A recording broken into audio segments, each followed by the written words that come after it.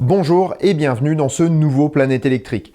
Il y a quelque temps, nous avions parlé des batteries solides et de leur pertinence pour le futur de la voiture électrique.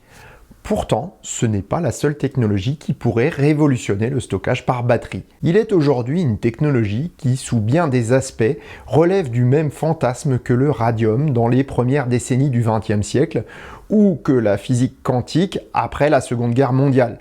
Bon à tout faire, de l'énergie à la médecine en passant par les technologies de l'information, le graphène est bien souvent présenté comme la technologie du futur. Dans cette vidéo, je vais plonger dans l'univers de ce matériau présenté comme magique pour voir quelles sont les réalités qui se cachent sous le vernis superficiel que nous présentent les médias.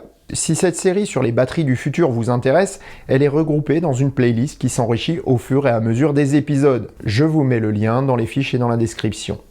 Si vous ne voulez pas manquer les prochaines vidéos, je vous invite également à vous abonner à la chaîne et à activer les notifications avec la petite cloche. Cela aide à donner aussi de la visibilité à mon travail. Et je vous en remercie.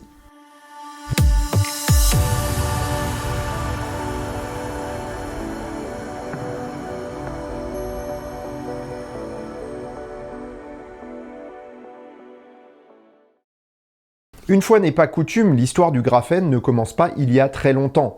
C'est en 1947 que ce matériau est théorisé par Philip R. Wallace. En effet, s'il n'en a pas fait la découverte, il a prouvé son existence possible d'un point de vue physique et mathématique. Il faudra attendre 2004 pour prouver cette théorie jusqu'alors controversée. C'est André Geim, physicien d'origine soviétique installé à l'université de Manchester, qui parviendra à en synthétiser avec l'aide de son collègue Konstantin Novoselov. Ils recevront le prix Nobel de physique pour cette découverte en 2010. Le graphène est donc une invention extrêmement récente, et on est loin d'en avoir découvert tous les secrets. Mais au fait, c'est quoi le graphène ?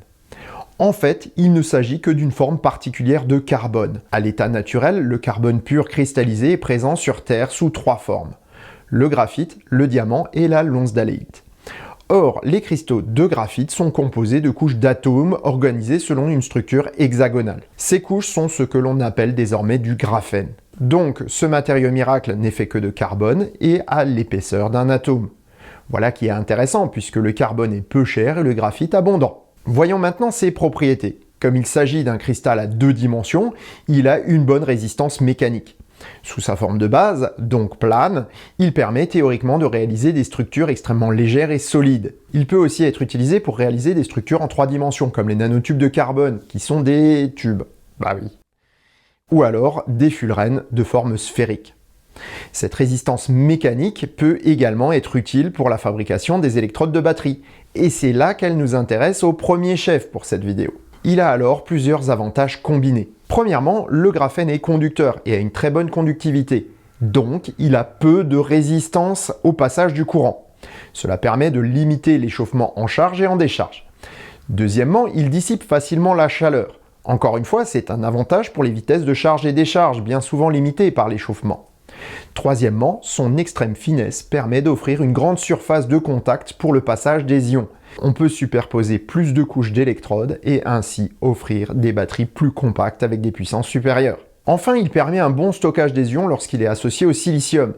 Sa structure cristalline offre une excellente base au matériau et réduit les effets de la fragmentation du silicium lors des charges et décharges. Voyons maintenant ce qu'on peut espérer de ce matériau dans le domaine des performances des batteries. Le graphène est utilisé en tant que structure des électrodes de cellules lithium-ion dont le fonctionnement reste identique à celle en service actuellement. De longs rubans de graphène intègrent les autres matériaux qui composent la chimie des électrodes. Leur structure en nid d'abeille est tout indiquée pour ce rôle, et même si le principe de fonctionnement des cellules ne change pas, leurs performances en sont grandement améliorées. Les premières recherches en laboratoire ont permis de réaliser des expériences vraiment exceptionnelles. Ainsi, Synode Systems est parvenu à réaliser une cellule de test permettant de multiplier par 10 la capacité par rapport à une cellule lithium-ion classique. De plus, d'autres entreprises ont travaillé sur le sujet et annoncent des durées de vie allant jusqu'à 4 fois celles des cellules classiques. Très intéressant, effectivement. L'autre intérêt majeur de cette technologie est de permettre une recharge extrêmement rapide avec peu d'échauffement. Ainsi, Samsung a présenté une nouvelle batterie brevetée qui se charge en 15 minutes, presque sans chauffer. Enfin, la batterie au graphène est présentée comme plus sûre car elle limite les risques d'incendie et les risques d'emballement. Voilà un magnifique tableau pour un avenir radieux. Et là, il est temps de revenir à la réalité. Depuis ses premiers tests en 2012, Synode Systems a changé son nom pour s'appeler Nanograph. Ils ont avancé dans leur projet et ont présenté leur première cellule fonctionnelle au format 18650 en juin 2021. Les caractéristiques annoncées sont bien en retrait par contre des promesses faites au début. Ainsi, la densité énergétique n'est plus que 4 fois supérieure à une cellule classique, ce qui est déjà très bien. Mais le gain en durée de vie tombe à 28%. Il faut toutefois garder à l'esprit qu'on a encore affaire à des cellules de laboratoire et nous devons faire confiance aux chiffres du fabricant pour nous faire une opinion, puisque celle-ci n'est pas encore commercialisée. Une société espagnole travaille également sur le sujet et annonce depuis plusieurs années la commercialisation de son produit. Totalement opaque dans sa communication, Grabat Battery ne donne aucun chiffre, mais annonce une commercialisation de son produit à des prix inférieurs à ceux des cellules actuelles dans l'année. Enfin, dans l'année 2016. 6 ans plus tard, toujours pas de cellules sur le marché. Pourtant, depuis les années 2010, des milliards de dollars d'investissement ont fait avancer la technologie de production du graphène. Si la matière première est bon marché, les procédés de fabrication sont hors de prix. On est passé de l'équivalent de 600 milliards de dollars le gramme pour la première expérimentation à une fourchette de 100 à 700 dollars le kilo aujourd'hui. Enfin, sous ses formes les moins chères. Parce que oui, comme tous les matériaux, le graphène peut avoir plusieurs qualités qui dépendent de son produit de base, mais également de son procédé de fabrication. Il peut être produit de manière mécanique, en arrachant des couches de graphène à un cristal de graphite. C'est extrêmement cher et donne des feuilles toutes petites. On peut également le produire à partir d'autres composés chimiques, mais les process sont toujours très énergivores aujourd'hui et demandent à être grandement raffinés. Si on veut produire des électrodes, il est nécessaire d'avoir des feuilles faites d'un graphène très pur, mais surtout d'une très grande taille. Plus la feuille est grande, plus elle est chère. Ainsi, pour une batterie de type 18650, on va avoir besoin de bandes de 6 cm de large environ et d'une longueur de plusieurs mètres. La produire d'une seule pièce serait idéal pour les performances, mais coûterait des centaines de milliers d'euros. On a alors recours à une superposition de feuilles qui donnera l'électrode finale, mais avec des propriétés bien moins intéressantes. Comme les cellules comportent du graphène dans l'anode et la cathode, le coût devient vite prohibitif. Et là, on entrevoit une nouvelle réalité qu'on avait déjà rencontrée dans les batteries solides, l'ambiguïté marketing volontaire. Comme il y a deux technologies de batteries solides, électrolyte solide et tout solide, il y a deux types de batteries au graphène qui n'ont rien à voir l'une avec l'autre. On vous présente les performances de l'une alors qu'on veut vous vendre l'autre. Tout ce que je vous ai expliqué depuis le début de cette vidéo est valable pour des batteries dont la structure des électrodes est faite en graphène. Il existe pourtant une autre forme qu'on présente trompeusement sous la même dénomination. Prenez une cellule classique et dopez ses capacités. Pour ce faire, on introduit du silicium dans son anode. La capacité énergétique est améliorée, mais passé une certaine concentration, le silicium se fractionne pendant la charge. Il faut alors que l'électrode retienne ces particules de silicium fractionnées pour garder son efficacité. Et c'est l'un des rôles du graphite, mais la quantité de silicium reste limitée. Dans ces cellules 4680 Roadrunner, Tesla veut aller plus loin en ajoutant un polymère qui améliore la tenue de ces particules, ce qui permet donc d'augmenter le pourcentage de silicium et donc les performances. Samsung a réfléchi à ce même problème sous l'angle du graphène. En utilisant des petites billes de ce matériau, des fullerenes, ils sont parvenus à confiner le silicium et donc à améliorer les capacités de leurs cellules. Ainsi, ils ont pu présenter une batterie externe pour appareils électroniques aux caractéristiques intéressantes. Ils ont même annoncé l'arrivée de ces batteries dans leurs smartphones depuis 3 ans. Et à ce jour, pour l'instant, rien.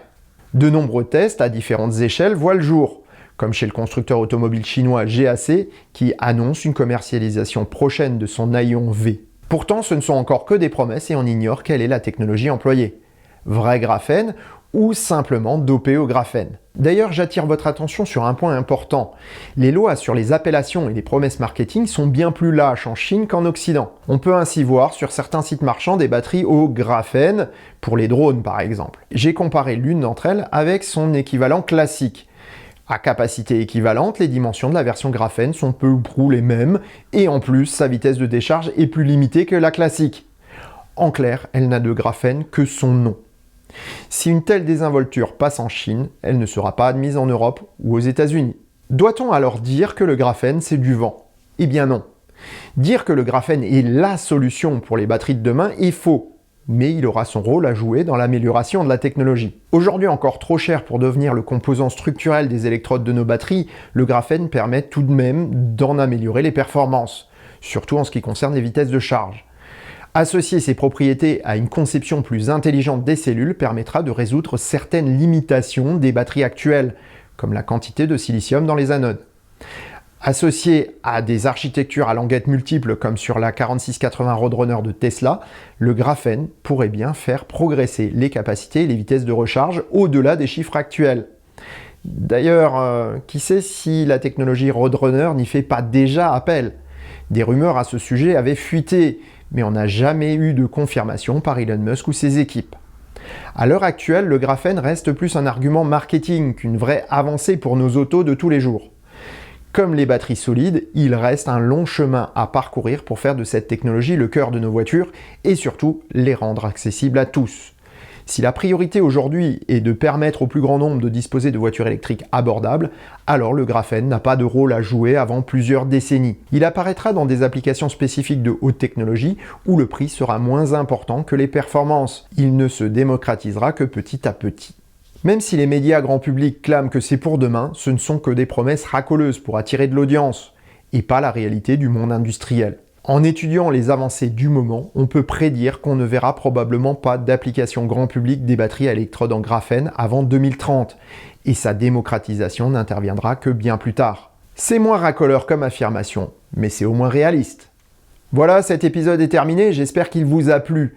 Nous n'en avons pas tout à fait fini toutefois avec le graphène et nous le retrouverons dans le prochain épisode de la série qui parlera des supercondensateurs. Ne le manquez pas si le sujet vous intéresse. Et sur ces bonnes paroles, je vous souhaite bonne route et vous dis à bientôt pour un prochain épisode du Choucroute Garage. Portez-vous bien. Ciao.